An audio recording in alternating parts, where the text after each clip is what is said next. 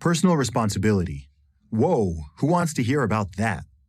Well, you do, if you want to have any chance at health, wealth, and happiness. So what does it mean, personal responsibility? You probably already know, but just in case, it means holding yourself accountable for your words and actions, instead of blaming others or making constant excuses. It means taking responsibility for your own successes, but also, and this is even more important, your own failures. Your life boils down to this: conscious choices, habits, and random events. You can't control everything that happens to you.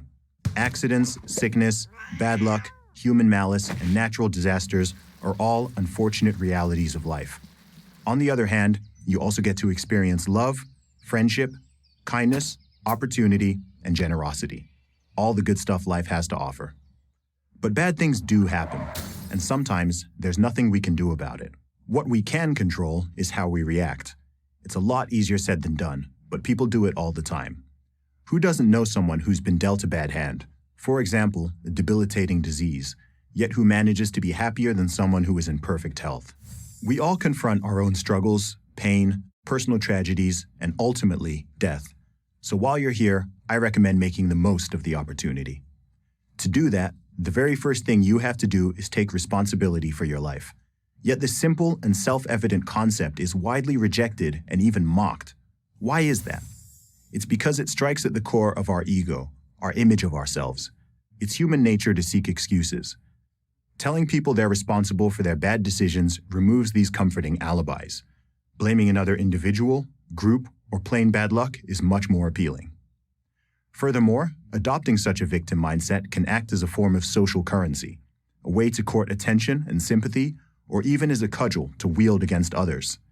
If you're out of shape, broke, unsuccessful, or unhappy, then it must be the fault of someone else, or even better, some nefarious system which doesn't even need to be defined. You just know that you're a victim of it. It's easy to see why people would want to reject the idea of personal responsibility. The warm glow of victimhood is very tempting, but the consequences of doing so inevitably lead to misery, anger, and ruin. Only when you recognize that your destiny is in your own hands can you make positive changes to your life, your health, career, relationships, self-esteem, happiness, and most important of all, your character. No one else can or will do it for you. As one recovering addict put it when asked, "When did you decide to become sober?" "The day I stopped blaming everybody else for my problems." To understand where you are now and to make better decisions in the future, it's also important to understand history. Wise people, and being wise has little to do with your age, learn from the past. But a word of caution: preoccupation with the past to the point of obsession is destructive. The past is immutable. It can't be altered nor reversed. You have no control over the past, but you do have control over the present and the future. If you're driving a car whilst only looking in the rearview mirror, then you're going to crash. But if you keep your eyes on the road ahead, looking back only to orient yourself, then you are far more likely to reach your destination intact. We all start at different positions in life. We don't get to choose when or where or to whom we're born. We don't choose our genetics, our nationality, our sex, nor our ethnicity.